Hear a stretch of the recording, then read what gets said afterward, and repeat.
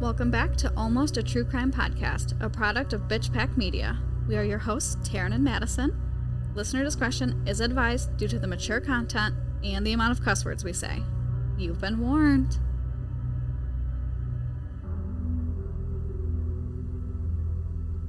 Hey everybody. Hey guys, what's up? Welcome back.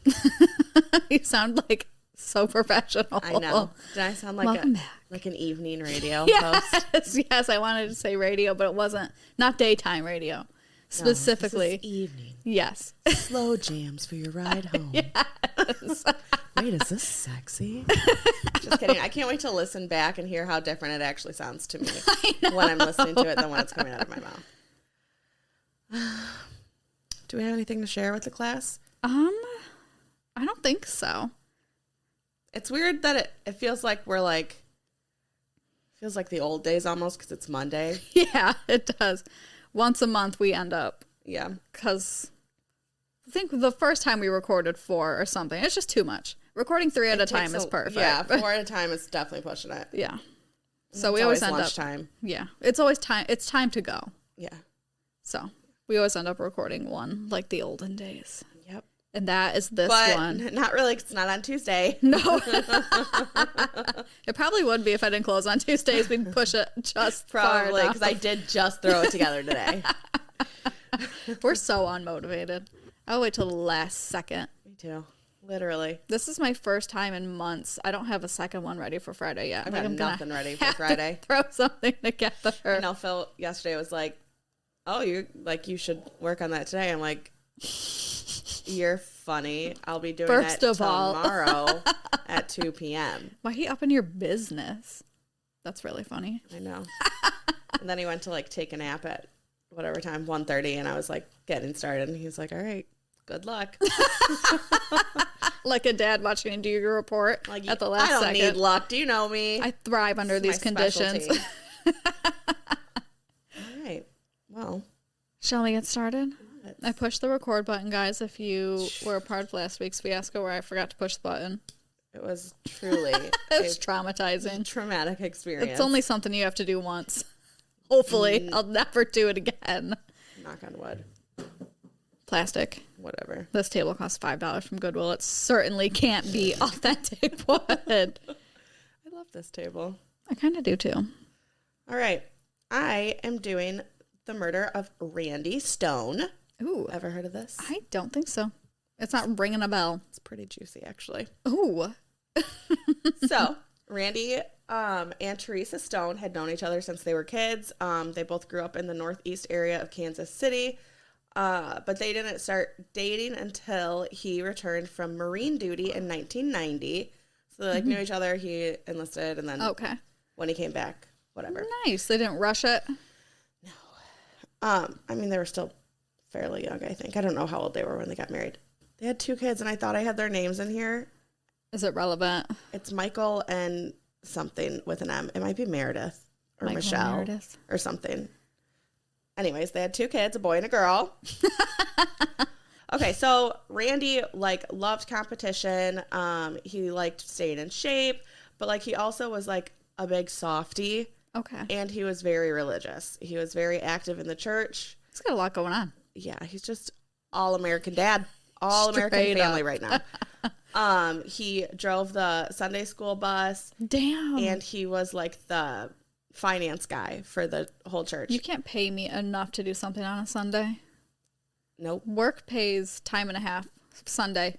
1 to 5. That's it. I'm like, you will never, ever catch me here on a Sunday. I don't like to leave the house on Sundays. That's a day for naps. Yeah. And that's about it. Yeah. I know I used to always do my grocery shopping on Sunday, but now I'm like, I'll just do it Monday. We do it Sundays, and it's always sucks. so fucking busy. It's so busy. I've discovered it doesn't matter what day or what time I go to the store. It's just going to be busy because apparently I can't gauge the right thing. He built his farmer's insurance agency into one of the most successful in the region. Wow. So, we are farmers. Dun, dun, dun, dun, dun, dun. Theresa worked in his office. First, she was a customer service representative, and then she became a licensed agent. Nice. She was a great business partner, partner. She opened the office every morning and just did like all the stuff so that Randy could manage but his name is Randy. Why did I think I seriously had a stroke at some point. You said this the other day. I'm concerned for you. I know, like my brain is not doing what it's supposed to be doing anymore. Okay. So they spent a lot of years at the church that Theresa had always went to, New Hope Baptist Church in Independence, Missouri. I love church names. They're always so ridiculous. New Hope. Dude, some of them are crazy. Like, so long. Unnecessary. And then some people just, like, change it, like Solid Rock. Or, yeah. like, they just give it a different name. What's going on here? First North Baptist Lutheran St. John's Episcopal. Why are you rebranding? Yeah. Rebrand. And that's the church where Randy and Theresa got married. Theresa helped, like, in the kitchen. She sang in the choir. So they were both really active. Mm-hmm. They got a new reverend. Sometimes they call him reverend. Sometimes they call him pastor. And sometimes they call him brother. Those all sound the same to me. So I'm just not really sure what the appropriate I'm not title. Sure. Yeah. He came to the church in 1999, and he was a huge hit with the congregation. Oh. He was from the Midwest, and his parents had both been missionaries. He had went to Baptist College in the South and was a youth minister and then a pastor at 2 previous churches, so he had a ton of experience. People loved him. Okay. Just like the whole thing of like there being a pastor is so weird to me. It's so confusing to me. It's a job. Yeah, and you just trust this man to like. It's so weird. Like it's like your adult teacher, but for. It's like a professor. Yeah. Like, I don't know. He just reads the Bible, some parts of the Bible, some days, right? And gives his interpretation of it. Okay. So odd. I don't understand. Just seems like something you shouldn't need. Shouldn't be necessary. I don't know. I don't get how organized religion works. I don't get it. Me either. I'm not saying it's wrong, but I just, in a literal sense, don't understand the day-to-day functions of what goes on. I was just telling Phil, I was like, can you imagine, like, neither of us are religious. I don't know who the fuck was I talking about? Oh, I was talking Sister Wives, obviously. Okay, yeah. Wait, was that it? Either way, we were talking about, like, being married, but, like, also both being religious. Like, what if we, like, sat around and did, like, devotionals together, like, every morning? Like, what if we had to, like, make it, like, a thing? Speaking of which, did you see Maddie? Oh, my God. We looked Satan right in the eye. Talk about the sex and stuff. Yeah. That was so... Oh, they need to be stopped. It made me uncomfortable. Just looking at their faces under that quote, like those two people should not be even kissing, let alone saying after they fight they have sex to look Satan in the eye and protect what he tried to destroy. He's trying to tear them apart. What the fuck? But now that they're allowed to have sex, he can't destroy him with that. Yeah, no. He's coming in other ways. Like maybe if he's coming for you so hard, something's not right here. Yeah, maybe this is a you problem, actually. Oh, God. So anyways, Randy was immediately a big follower of Reverend David Love, Brother Love. I'm going to call him Brother Love. Brother Love. Actually, I'm just going to call him David Love because that also sounds weird. Okay, great. He was a huge follower. They had to talk a lot because of like church business and stuff because he was in charge of the finances. So sometimes they would like have to bicker about money. Yeah. But Randy considered him the most influential person in his life. Okay. Like he was devoted. Okay. The end all be all is David Love. Weird. He liked that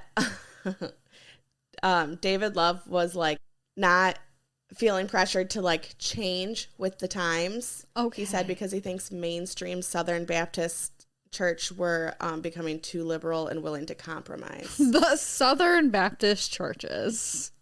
Too liberal. They had too much leeway for him. This man is all of a sudden very terrifying to me. What the fuck? Yeah, I don't know. I've never heard a more wrong statement in my life. Yeah, I don't. And I work with the public. It's saying a lot. That is saying a lot. So in 1990s, David Love had had financial issues that split up a congregation in Virginia. Oh, damn. And then in Independence, he had a ministry there, and he couldn't account for about $30,000 missing from a fund for missionary salaries. Holy shit. They like were like, well, what the fuck's going on? And he's like, this is a church. I'm not gonna let the money problems like affect that. Like, but I think you're stealing. Yeah. The problem like is, there was a lot of something going on, but yeah. Him and his wife, Kim, just seemed like the perfect preacher's wife from the South. They had kids. I don't know how many kids they had. I think 2. She was also the church secretary. Mm-hmm. Did I say her name was Kim? Yes. Okay. I think you just said that. But I also can't remember, so My brain hadn't caught up to if I had said it or just thought it. She was very fierce in her faith as a Christian. It's a terrifying statement also. And people thought like she seemed fake because of like how nice and forgiving she was. I can see that. You always have that person. Yeah, it's you like just you never know like if it's sincere. Yeah. You surely can't be like this. I'm very suspicious of those people. Same. Like you can't be like this all the time. You just can't. Some people are though. A very few handful of people I know that are like genuinely nice people. There's not a lot of them. They don't hang around me if they are. That certainly wouldn't work. They can sense that you can't be saved. Yep. David and Kim had met during their college years in Chattanooga, Tennessee. One day he took her out on a hill that overlooked the city and asked her to marry him. She obviously said yes. Mm-hmm. They got married June 26th, 1982. Ooh. Everyone said David treated her like a queen. But also David was like an attractive man. Okay. And so Kim said like there was a lot of women that are attracted to like attractive preacher, godly man. Yeah. So she said there were times when like women were being a little too friendly and she'd have to like tell her husband like, okay, we need to like shut it down a little bit. Yeah. And Theresa Stone was one of them that was just a little too friendly. Really? Mm-hmm. Okay. Interesting. Has a thing for the hot preachers. Which I feel like that definitely is a thing. I also agree. But I don't understand why. I guess, I don't know. When I'm picturing a preacher, I'm not picturing anyone even remotely hot. No, I've never. So I feel like when one breezes in, it's like, this is my chance to not only be married to a man who loves Jesus as much as I do, but also he doesn't have to be ugly. Right. Which I feel like, I guess, like when people are religious, it's probably hard for them to find someone that's also religious. Yeah. Right? I mean, I would have to agree. I agree. I don't think they're as, like, prevalent. Or not prevalent, but I feel like we think that religious people are everywhere, and I feel like that's not the case anymore. Yeah. Or people just aren't, like, open about it. Yeah. Like, making it a huge part of their lives. Whatever. Do what makes you happy. It doesn't sound sincere. Whatever. So, one night, Theresa pulled into a parking space in the late afternoon next to her husband's car in the insurance agency parking lot.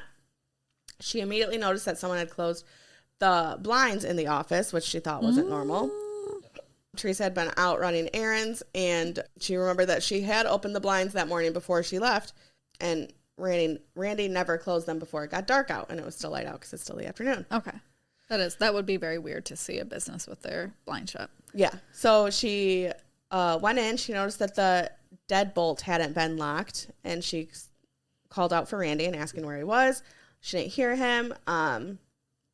So she looked around, and then she got to her office, and her husband was laying motionless on the floor next to her desk near a copy machine.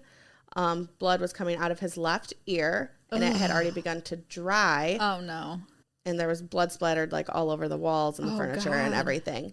So his eyes were already really dark. His lips were blue. She started yelling.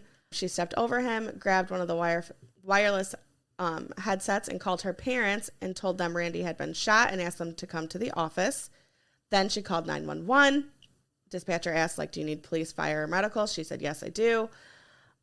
She said she walked into the office and her husband's lying on the floor.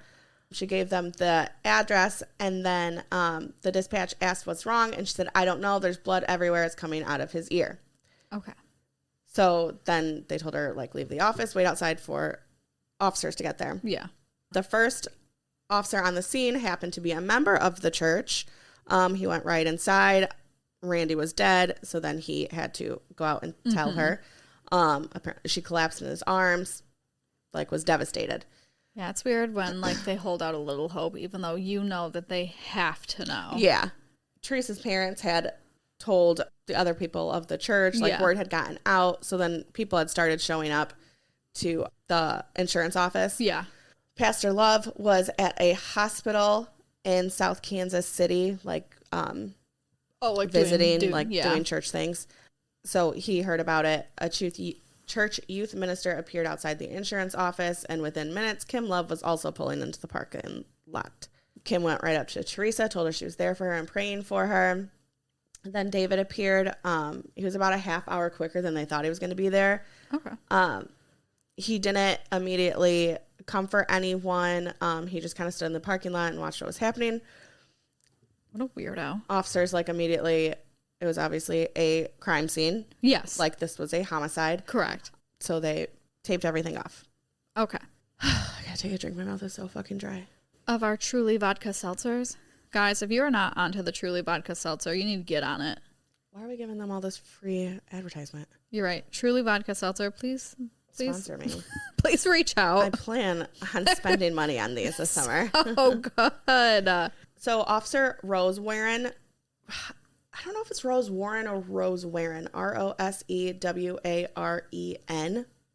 How would you say it? Warren or Warren? Warren, I think. Rose Warren. That's what I was thinking. Warren would be 2 R's, right? That's what So I would I think. thought too. Okay. He was the lead investigator that would be taking over the case. He'd already learned that Randy was a veteran because he had been in the Marines. Yeah. Rose Warren was in the Army. He had been active duty and had served both in Iraq and Afghanistan. Okay. So he immediately felt like this kind of bond with him. And he was like, I just feel like, I really need to figure this out. Yeah. Okay. He felt drawn to him. Did he? Miranda was the daughter. Okay. Michael and Miranda. So Miranda showed up with her maternal grandparents, so Teresa's parents. Okay. And that is when she was told that he had died. She didn't know that, she knew he had been shot, but she didn't know he was dead. Okay. And then Theresa had to tell her son over the phone because he was at college in Florida. Okay. So from the crime scene, they could tell that Randy probably knew who had shot him. Okay. Because there was no signs of a struggle. Mm-hmm. It looked like he had probably been shot in the back of the head while his back was turned. Okay. Like, he didn't see this coming, and whoever came, like, they didn't have to fight him at all.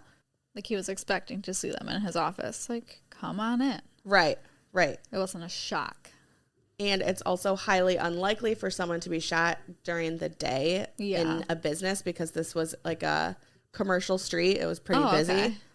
And they also found $150 in cash just sitting on the desk, and Randy still had his wallet, so it wasn't a robbery. Okay. So who done it? It's so crazy that they can think of shit like that. I wouldn't know where to begin, really. Me either. They're like, I know exactly where to begin, and it's not this, or this. Yeah, I'm like, but how do you They're always fucking right. I know. I don't have a very good instinct. Well, I don't know. Sometimes I do. I guess TV is probably really different than real life, though. Probably. It's not all based on true events. Police didn't find a weapon, but they recovered a .40 caliber shell casing from the floor near Randy's feet. I never know how to say it because it says .40. I'm like, well, it's still 40. I also never know what to say. But it didn't match the only other gun they had found in that office, which was a .380 Ruger, and it was sitting in a drawer. Okay. So like, well, he was shot with a gun that isn't here. Okay. And then they found a birthday note that had been shredded into pieces in an office trash can. Weird. And it said, "Happy birthday, love. You are so very precious to my heart. I care for you more than anyone on earth. I'm not in control of things yet, but when we are fully together, your birthday will always be exciting, full of surprises, romantic, and all about loving you. You are the center of my world. I praise you. I adore you. I'm blessed by you. I need you. I love you." What? This was a ripped up birthday note they found in the garbage. That's a lot. That's a lot to be writing in a birthday note of a man that doesn't belong to you. Well, who knows? Who knows? Who knows? Who wrote it? Who wrote the note? Who wrote the note? Who wrote the note? And I think it was just like it was just in one of the office trash cans. It wasn't in anyone's personal office. Gotcha. So whose note is it and who wrote the note? I can't wait to find out. Stay tuned. So as police were going through the office looking for clues, Detective Steve Schmidley and Jerry Stewart took Theresa Stone to the police station and started her first interview. They learned that the couple was about to go through some financial strains because of changes happening within their business, but Theresa insisted that their marriage was still very strong and they were very much in love. The detectives asked about a handgun that Randy's police officer friend had known that he had. Okay. So like the first police, he knew that he had a Glock, which is like the .40 caliber gun. Okay. And Theresa said she only remembered the little pistol that they had already seen at the office. And she said he must have sold the bigger gun earlier in the year. Okay. She's like, I just don't think he had that one anymore. Okay. So then Detective Schmidley brought up the birthday letter that had been found in the bottom of a trash can. Theresa said she didn't know what they were talking about. So then what the fuck you're talking about. They stepped out of the interview room, but it was obviously being monitored. Yes. What? And after they walked out, Theresa said, "Oh, great, I forgot about that." To herself. Oh, Theresa. So then when they came back, she made up the story about a secret admirer who had left a note on her car years before. Oh, God. So they had already kind of heard some like whisperings about some people at the church thought that maybe Theresa and David were having an affair. Okay. She was a little too close. Sure. Okay. Yes. So about a year after David had arrived, he had invited Theresa into his office. In that birthday note, he had written, "I remember 9 years ago telling you I had something for you in my office. It was me. I wanted to give you me. That kiss you took, and then you gave me one back. I felt like it was my birthday." The affair began slowly. Oh, they started meeting just weekly, but then it was like literally whenever they could. Yeah. Sometimes when Theresa knew her husband was going to be away for business for like an hour, Theresa would call the pastor.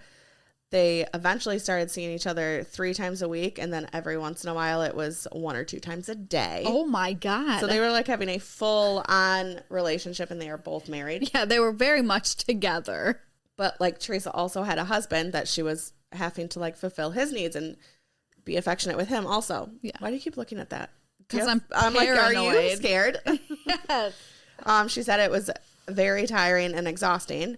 In 2005, Theresa had become pregnant, which was funny because Randy had already had a vasectomy. Oh, God. So it was not his child. Immaculate conception. The news took Randy by surprise, but he had heard of other couples conceiving after vasectomies, so it wasn't completely crazy. He didn't jump to any conclusions at all. That is a thing, though.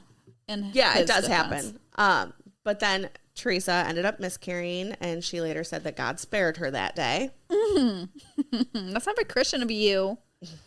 That's a God-given shmortion. Yeah. That's what you're saying.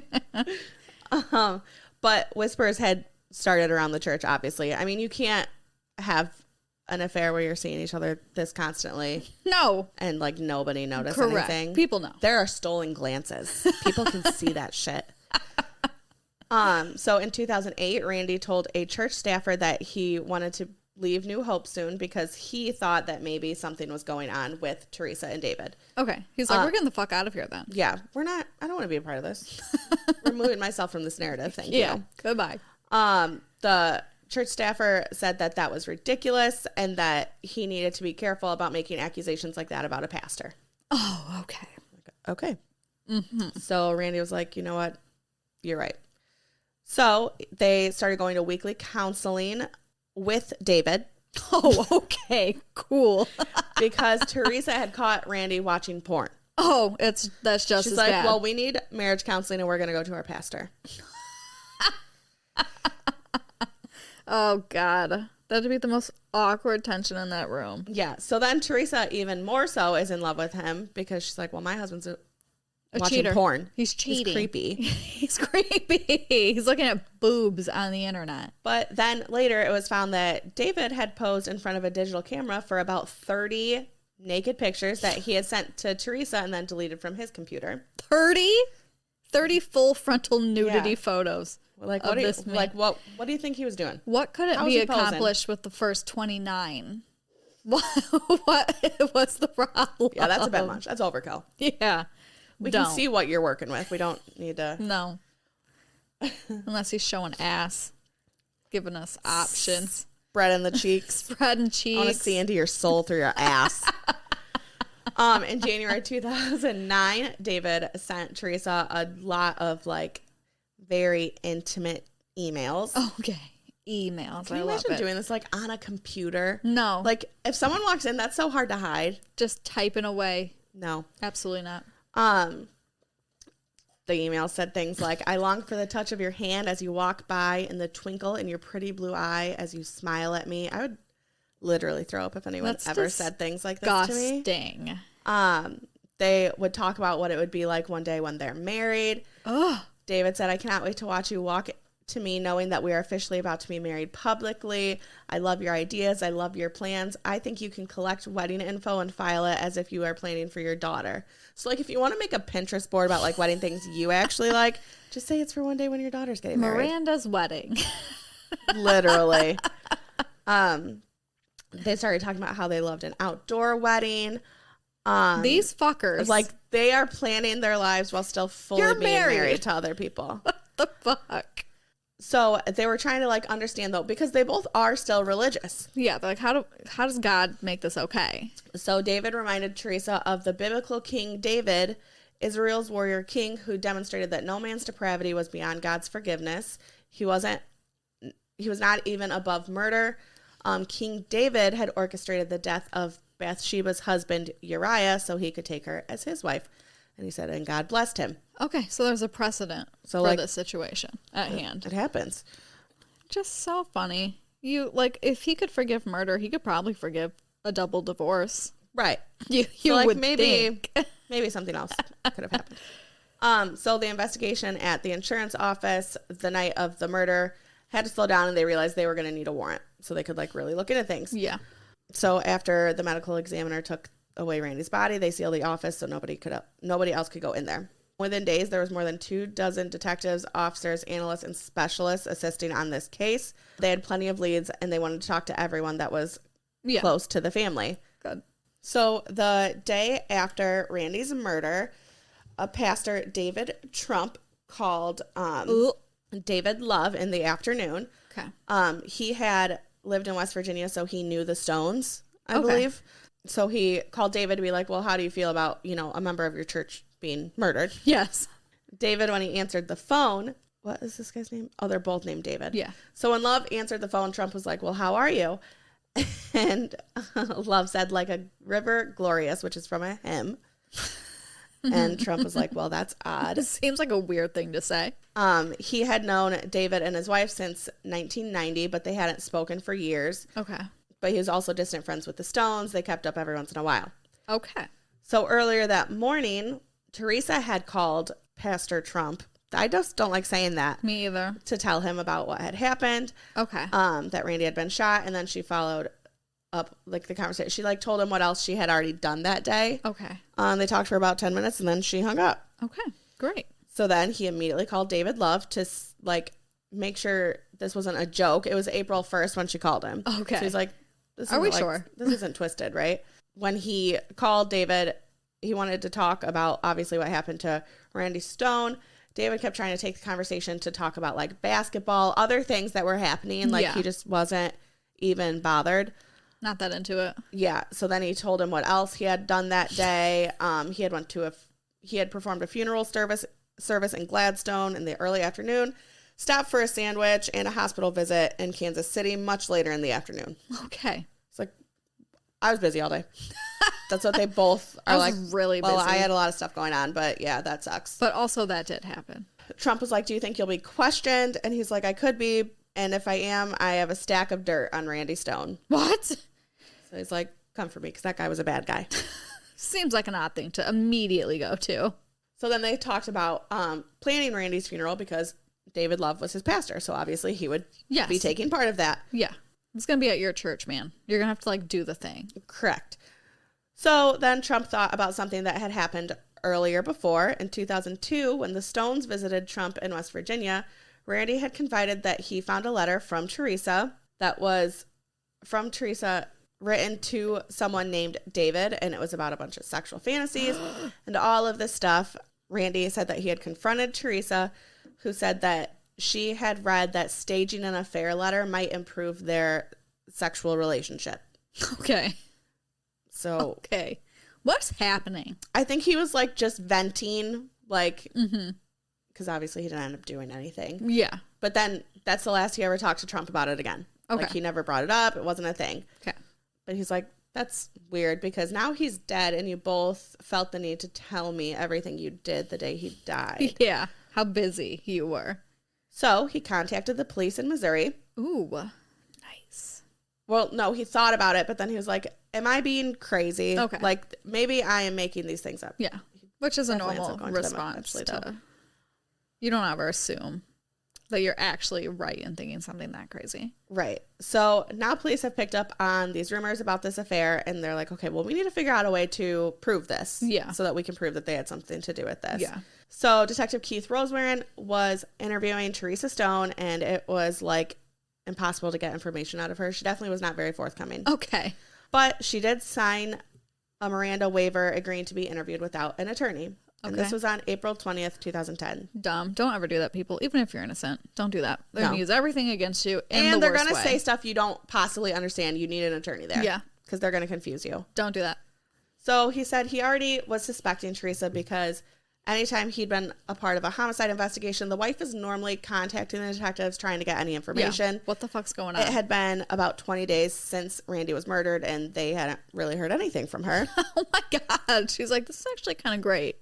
I don't care what you're figuring out. So they think that Theresa and David had obviously been having this affair for almost 10 years. Oh my God. I didn't put the timeline together. And they think that Theresa gave David Randy's old gun, the .40 caliber Glock, and that is what he used to kill him.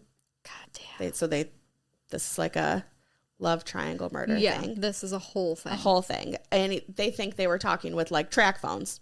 Oh my God. A thing. But everything is circumstantial evidence. Right. So they're like, well, we're not going to be able to get any charges because we don't have anything significant at all. Yeah. So he's like, we need to get Theresa to crack. Yeah. We just need someone to lose it. So he brings up the birthday note again to Theresa, which she had said no one had written. And then she said it was a secret admirer. And she tore it up because she didn't want her husband to see. Okay. So he said, well, okay, who wrote it and like what's happening? Because you're wrong. Yeah. And he's like, but if that is true, if someone is infatuated with you, Yeah. and you have like this stalker, maybe that's who killed your husband. Yeah. That person might be a suspect. You'd went a while with that one. Yeah, I did. You were due. Also in the note, it said things like, I praise you, I adore you, I'm blessed by you. Yes. And he said, it sounds like someone that would be involved in Christianity and the church. Like, that's verbiage they would use. Correct. So then he immediately asked, was it David Love? She immediately said yes. And then they asked, well, do you think that David Love had anything to do with your husband's death? And she said no. He's like, okay, so this isn't going to be that easy. Yeah. Okay, great. So the interrogation, there were like a tons of people sitting outside of like the little window, like watching. Like they were all just enthralled by this. But they did find out that when Theresa and Randy were going to counseling with David, that they used a fake phone so that David's wife wouldn't know that Theresa and Randy were in counseling. Okay. So they were using track phones for that reason. Jeez. Okay. But Theresa denied that they had a sexual relationship at all. Okay. I could see that. And he's like, I don't know if well, I believe it, but we think you had something to do with this. Like, we don't know that you did this, but we think you have something to do with this. So you're on our just radar. Start telling us some stuff. And she began sobbing. She said, I told you everything that happened that day. I have receipts to show you. My daughter was with me. Like, I was not there. But Rosemary was not believing that, like, the relationship was as little as she was making it out to be. So then he's like, I need you to admit that, like, there was something more going on with you and David. Yeah. I want to hear it from you. And she said, yes, we had sex. And then she also told them about the miscarriage. Basically that this was more than what she had said. Yeah. So then also they asked, because when she called her parents, and that was the first call she made when she found Randy. Yes. She told them that he had been shot. But when she talked to the dispatch, she said she didn't know what had happened. He was bleeding from his ear. I thought that was weird when you said that she said he was shot, because I hadn't picked up on that from anything you said. Yeah. Like, how would she have known that? And he said, well, who told you that he had been shot? Like, how did you possibly know that? Yeah. And she said, I didn't know. And he's like, well, you're lying. And she said, okay, well, David sent me a text and told me. Well, she said, he sent me a text and told me. And he said, who? So she's crying and she says, brother love. Brother love. So now they're like, okay. This is juicy. I love this. Okay, good. I thought it was a good one too.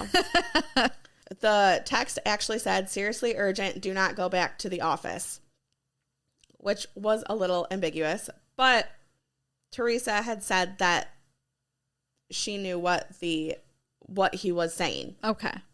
So investigators suspected from the shell casing found at the insurance office that Randy had been killed with his own gun. Okay. And they wanted to know how he got it. Mm-hmm.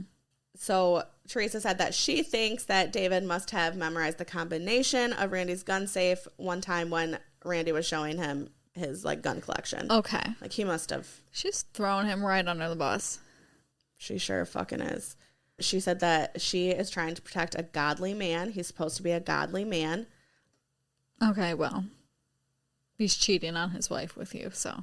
So then she said the next day, David told her that if she told the truth, he was going to go to jail for murder.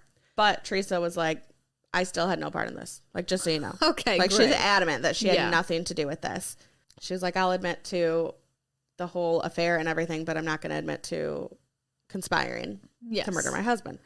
So they're starting to think of, like, other things to find out from her that will help, like, get to the bottom of what actually happened. Yeah. So they wanted to try to put Theresa and David together and try to get her to wear a wire and see if, like, he'd get anything out of him. Yeah. So they tried to have her make a phone call to him and record it. This was at 12:43 a.m. on April 21st. So, like, they've been interviewing her for, like, 20 hours or so. Like, it's been a really long time. Yeah. So she calls David. He answers, and she said, you have to do something. I can't live like this anymore. This is killing me. He said, okay, who's there with you now, and are you home? It was obvious that Kim, David's wife, was in the room, so he can't really say anything. Yeah. And Teresa's like, I don't fucking care. I want to get this over with. Yeah. She said, I need to know why. I need to know why you killed my husband. I need to know, please. I can't live like this anymore.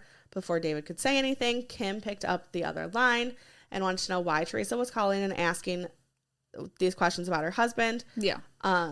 She said, can I, like, me and David need to talk about this? And Kim said, absolutely not. I don't trust you. What do you want with my husband? Rosemary could see that this call obviously wasn't going anywhere. Yeah. And he told her to hang up. So at David's house, his wife's like, what the fuck is going on? She asked if he planned on hurting her, and he said, no, I would never do that. She asked if he had anything to do with this, and he said no. But then he was, like, thinking to himself, and out loud he said, well, she's not going to pin this on me. So they both headed for the garage and got in the car. They're like, you're going down, bitch. But David's home and New Hope Baptist were under surveillance. Like, people are watching you. So just after they hung up the call, Detective Chris Summers detected activity at the house. At 12:55 a.m., a gray Buick backed out of the driveway and headed toward the Stones' house. Okay. David noticed that a car was following them, and Kim's like, oh my God, it's Theresa. She's going to kill me. Oh my God. She asked if, like, something was about to happen, and he said no. In under a minute, An Independence Patrol officer pulled over the car. The police handcuffed and arrested Pastor Love, and Kim agreed to come to the police station for an interview, even though officers were like, you're not a suspect. Like, we just need to talk to you. So Rosemary now wants to see if he can get Theresa and David in a room and see if, like, she can get anything out of him. Yeah. And she's like, I think he will cooperate. He's a man of God. So, like, I think he's going to be honest. Mm-hmm. He murdered somebody. You realize that, right? There's a lot of things. In case you haven't caught on. Yeah. So then David came out of an elevator and Theresa was, like, coming this way. They both had officers. Mm-hmm. And they stopped and looked at each other. Theresa said, I told them everything. And David didn't say anything for like 20 seconds. And he said, don't worry, I'll take care of everything. Okay. So the police search him, they don't find anything, and then they put him in the interview room. So then Detective Rosemary goes in there to talk to him, and he says, like, just so you know, I've learned a lot in the past few hours from Theresa. So yeah, just so you know that before you say anything. And he said that he knew that, like, questioning Theresa, like, kind of church friendly was effective. So he thought he was going to do this with David. Yeah. And he said, I'm going to tell you right now that this is not easy because I know you have spent your life working for the Lord. You're the leader of a church. And from what I know now, this is hard. It's not going to be easy. You just need to find it in your heart to have the courage to be truthful with me and put it in the Lord's hands. Okay. Good work. Yeah. But before asking any questions, he needed him to sign the right that he could be interviewed without an attorney. And David immediately declined.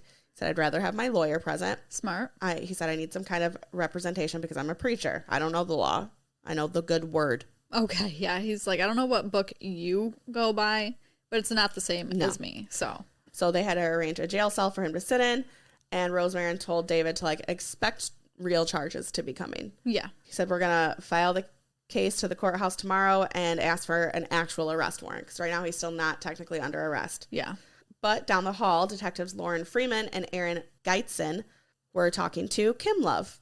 Okay. I forgot she's there. Yeah, she agreed to speak with them and tell what she knew about the details of David and Theresa's relationship. Mm-hmm. She said, you know, a handsome pastor, I kind of, like, was wary about all women. And then she said that, yes, I think my husband and Theresa were using disposable cell phones. Mm. So in March 2009, she caught him late at night in the kitchen sending a text, I love you and miss you, to a number she didn't recognize. He said it was nobody, and then took texting off his cell phone plan. Okay. He was like, well, it was nobody. It's not a big deal. I won't even text anymore. And he said, I'm going to prove that I only love you.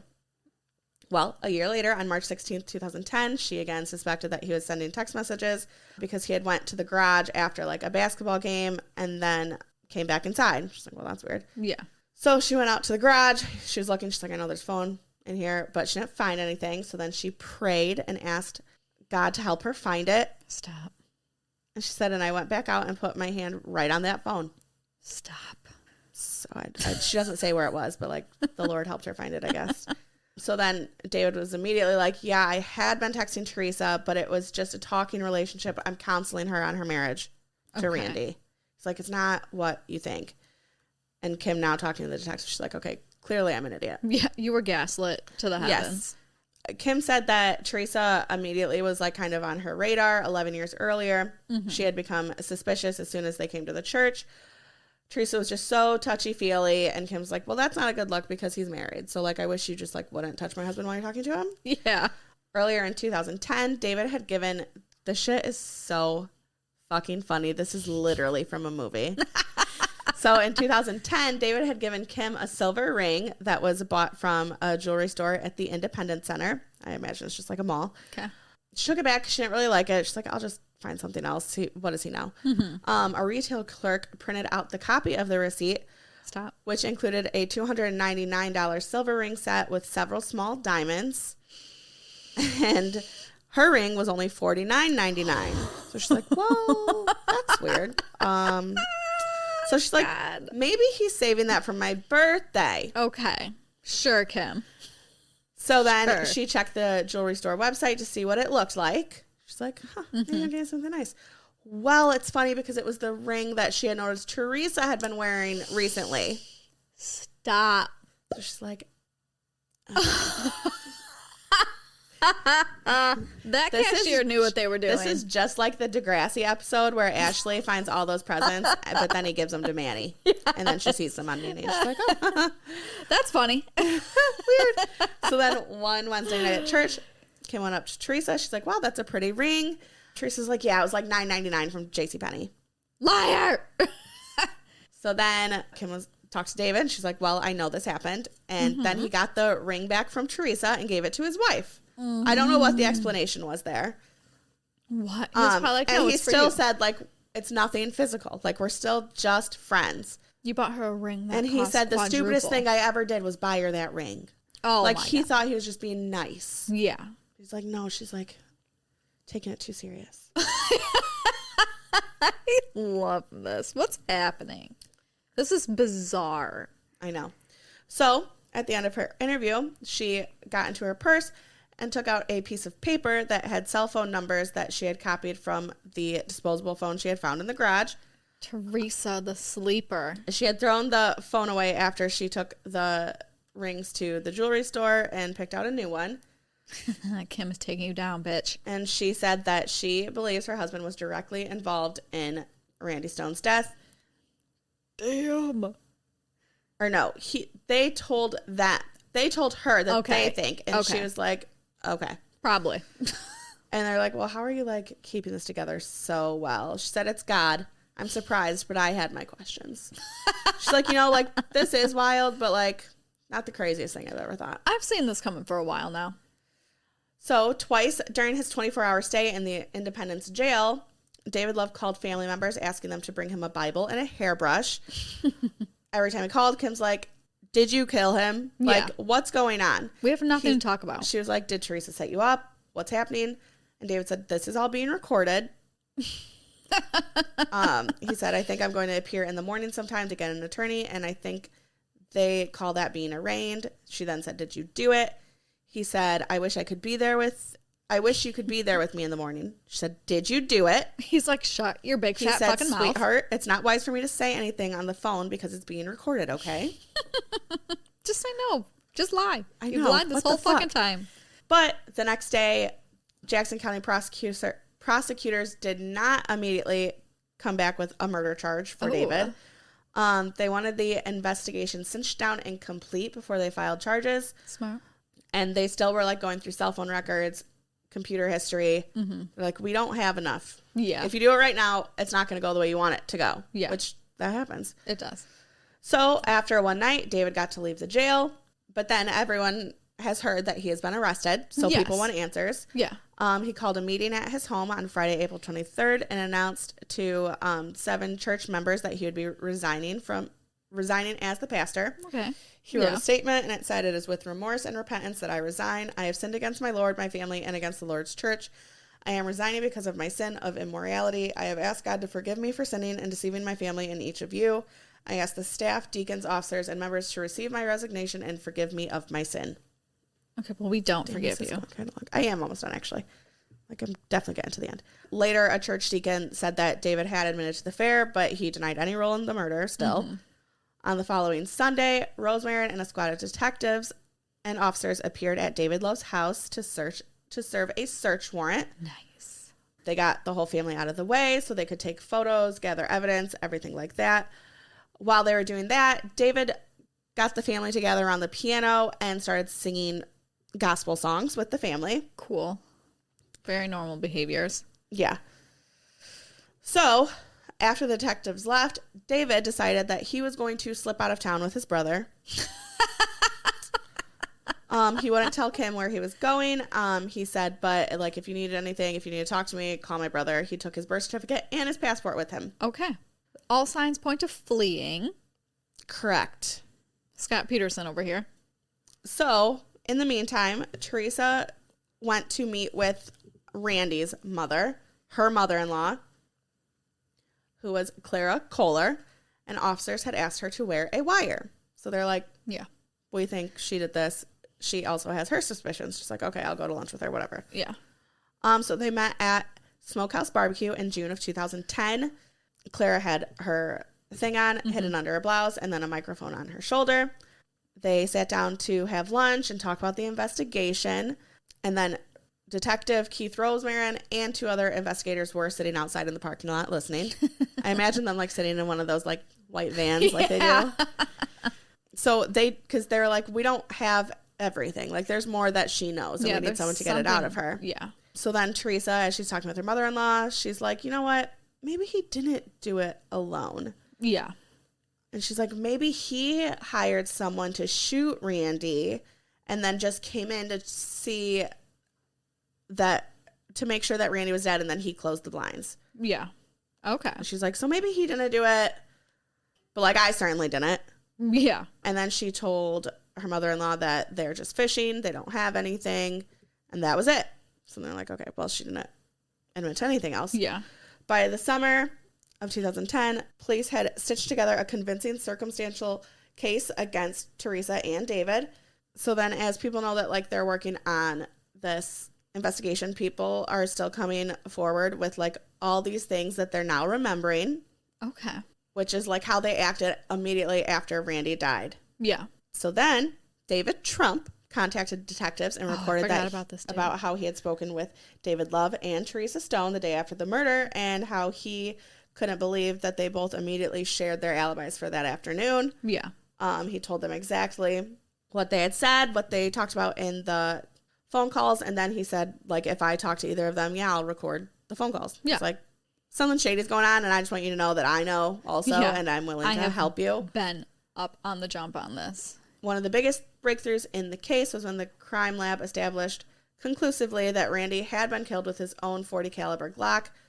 So now they're like, he definitely was shot by someone he knew. Yes. Who else would have that? Yes. So in her April interview, Theresa had said that David told her he had dumped the weapon 20 miles from the murder scene, but police never found it. Mm-hmm. They did recover 5 old shell casings fired from Randy's gun at the target range on Theresa's parents' property. And then they all matched exactly with the casings found near Randy's feet the day he died. Okay. Also, Randy's insurance benefits turned out to be a lot different than what Theresa thought they were going to be. Okay. So Theresa thought she was getting $800,000 from her husband's death. That's what she had been telling her friends. Okay. Randy had taken Theresa off his policies in 2005, the year she miscarried with what we know was David Love's child. Oh, my God. And the money actually totaled $625,000, and that was to go to his children. Oh, my God. How great. The twists and turns. God. Yeah. So they had also recovered emails that showed 2 weeks before the murder, Randy had made a firm decision to leave New Hope Baptist Church, informing the pastor that he wasn't pleased with the church's finances. Okay. He emailed and said, I'm resigning as the finance minister and as a Sunday school teacher effective immediately. I do not want to talk about it. I do not want any emails. I do not want any visits. Okay. Good Randy had also been upset the church leaders had not been informed that David Love's son, who also worked at the church as a music director, had recently been charged with a DUI. Okay. It was really sensitive to David because he knew, like, if people found out about that, this is like a conservative congregation. Yeah. That could lead to him losing his job. So it just was Let's just brushed cover it under up. the rug. Yeah. Randy's announcement prompted an ugly showdown at the insurance office.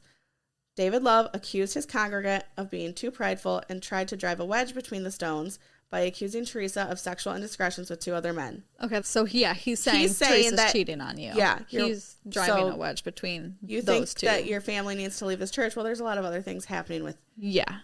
Yeah. And he had also found out that Kim Love had confronted Theresa about the ring David had given her and about the disposable cell phones they were using. Mm-hmm. And Randy's like, yeah, no, we definitely need to leave. Yeah.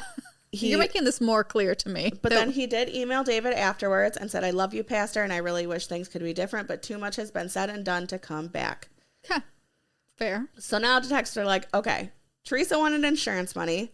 Okay. Yep. But she didn't want to leave the church. She's like, he was taking her away from David. Yeah. That's exactly what she couldn't work in the church kitchen, attend choir rehearsals, or go to Sunday morning services. And now Randy knew all this stuff that could ruin David's life. Yeah. He knew that, like, there was weird stuff going on with the finances And he had all these suspicions of an affair, and Kim would probably back him up. Mm-hmm. So now, like, they both know, like, Randy is a threat. Yeah, we've reached Like, a breaking point. he can, at this point, ruin your life. Yeah. So then finally, in November 2010, prosecutors presented their evidence to a grand jury. Okay. Detective Keith Rosemarin and Christina Nunez had, because David had left and was, like, with his brother. He had moved to South Carolina, and he was a truck driver now at this point. Okay. So he's like, I can't do anything. So they had a coworker call and say that, or his boss, I think, call and say he needed to come to the office to sign paperwork. Mm-hmm. But really, it was so he could be arrested. And this was 7 months after Randy was murdered. Okay. And they were charging him with first-degree murder. So he asked his boss, like, what do you need me to sign? What's going on? He was like, it's not a big deal. Yeah, just come here. But then also since he had left, Kim and their kids also went to South Carolina. Oh, okay. She's like, I'm still devoted to my family. Whatever. And they had lost, like, a lot of money. Because, you know, churches bring in a lot of money. Yeah. And now he's a truck driver. So they all had to move. Now he was working for Tidewater Trucking Office. So they waited for him for 10 minutes. And then they said, someone came in. He was like, okay, Love's here. He got out of his truck, which was like an 18-wheeler, got in his car, and took off. Okay. He's like, I'm on to you.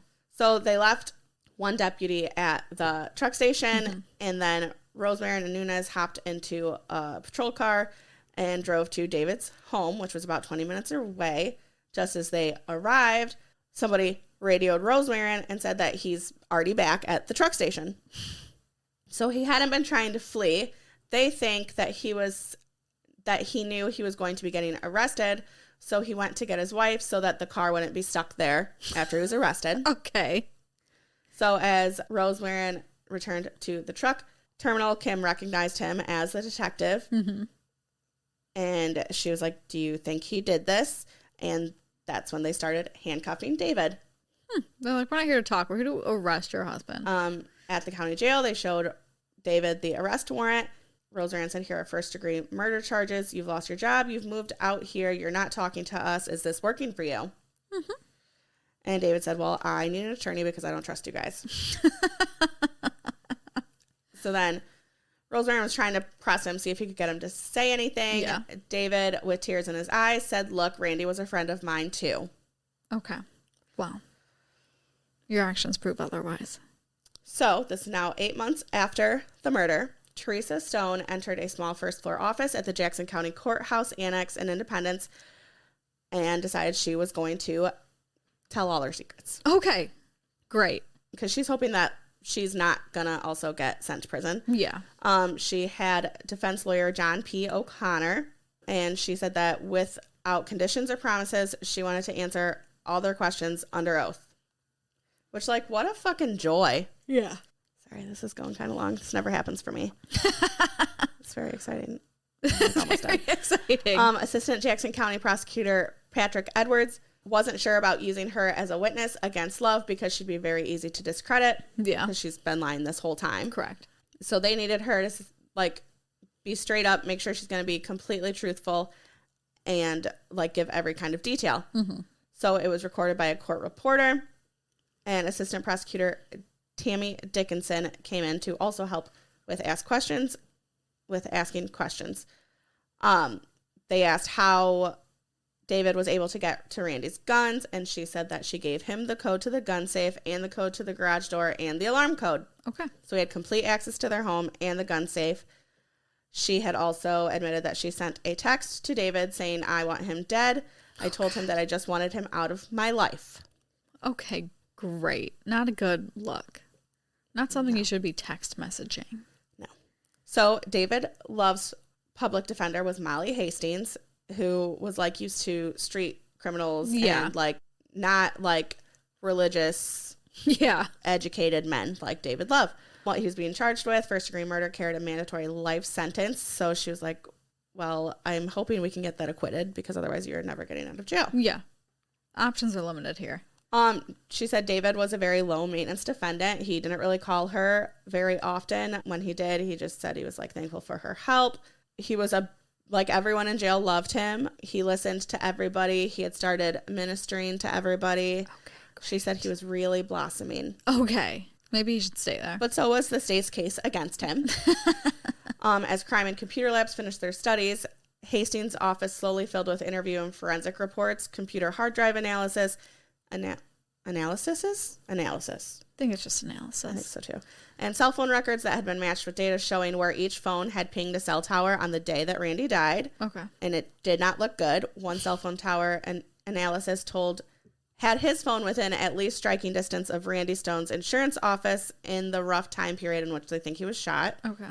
So she went through all the evidence, and then she's like, okay, David has to apologize to the jurors for his despicable conduct with Theresa Stone, encourage jurors to at least consider that Theresa could have pulled the trigger, and then tear into Theresa's credibility on cross-examination, exposing the lies she had told during her other police statements. Mm-hmm. Theresa Stone was indicted on May 27th, 2011 for allegedly conspiring with David Love in the murder, but even with that going against her, her testimony still could ruin David's chances. So they wanted jurors to see Theresa as the woman who brought upon this whole affair, talked David into this was her. And the closing argument was, some women love a man in uniform. Theresa had a thing for the clergy. She is one who thinks she could be a good pastor's wife.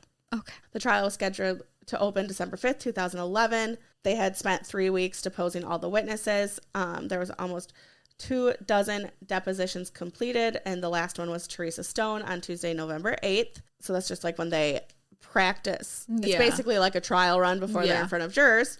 On Thursday, November 3rd, Hastings got an email from the prosecutors.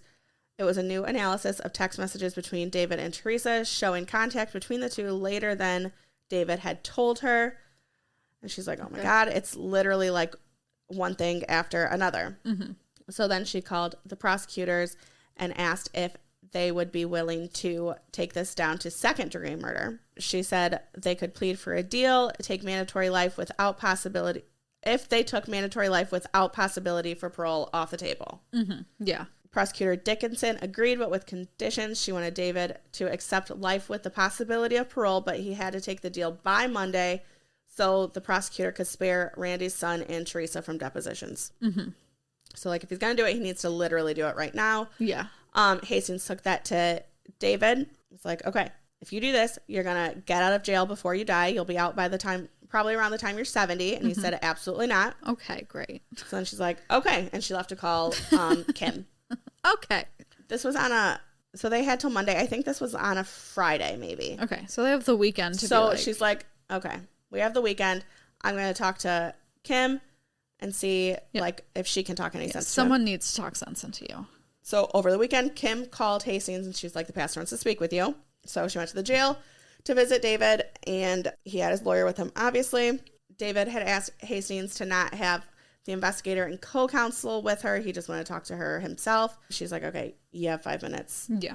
And he said that he would take the deal, and he cried. And she said, what do you mean you'll take it? He said, I'm not an innocent man. And then he began to sob, fully acknowledging his fall from grace for the first time. Oh, my God. And then it's like he relaxed, she said, after he sobbed and admitted to all of this. He just relaxed. They talked for a few more minutes. And then Hastings excused herself to call Prosecutor Dickinson to let her know that they have a deal and to cancel all the depositions. Yeah. Dickinson asked if Hastings was joking, and she said no, but a million things can go wrong. Yeah. So she went back in to talk to David. He told her that she was a special person and that he was taking the deal and taking responsibility for this. But now she was like, okay, well, this court hearing is now going to change. Mm-hmm. And I'm nervous that they're not going to go for this plea. Yeah. Prosecutors also worried that because this was starting to get a lot of media attention, that they were going to go for a change of venue. But that didn't happen. And they were like, okay, well, let's just go in, get these plea deals, and try to not have this go to trial. Yeah. So they had to warn everyone that nothing could leak out about David's plea, or else people were going to be pissed. The press was going to be pissed, and then it would become a much bigger thing. Yeah. So the reporters and general public didn't learn anything about the hearing, which began at 8 a.m. November 9th, 2011 in the courtroom. Okay. So she asked David on March 31st, 2010 in Jackson County, did you knowingly cause the death of Randy Stone by shooting him? And he said yes. Damn. She asked if he used the used a firearm. Did you use a firearm and commit the crime of armed criminal action? He said yes. The judge sentenced Love to life in prison, and the hearing only took about 30 minutes. Nice. 30 minutes, Jesus. As he was heading out the door to go to prison, David told prosecutors that he had thrown Randy's Glock into a fast food restaurant's trash bin shortly after the killing. They were like, we don't know if he's telling the truth, but, like, he hasn't come forth with that information anyways, so, like, yeah, we'll check. Hastings said she had mixed feelings because she got him a good deal, but then she's like, this also would have been the trial of my career. Yes. Like, this really would have been a game changer for me. Yeah. So Theresa Stone's judgment day was set for June 15th, 2012 on a Friday. She pleaded guilty 6 weeks before. She never received a deal from the prosecutors. Damn. Like, she had fully incriminated herself. That's right. And she's like, a trial seems pointless, so I'm going to take whatever they'll give me. For her, spectators were in the courtroom. Her children, Michael and Miranda Stone, sat in the first row, and then across the way was her mother-in-law. Damn. The judge was Court Judge Marco Roldan. Prosecutors had given the defense lawyer O'Connor copies of photographs of Randy Stone's body lying on the office floor, and they had to project them on the courtroom, and they wanted the children to know. Oh, okay. That seems appropriate.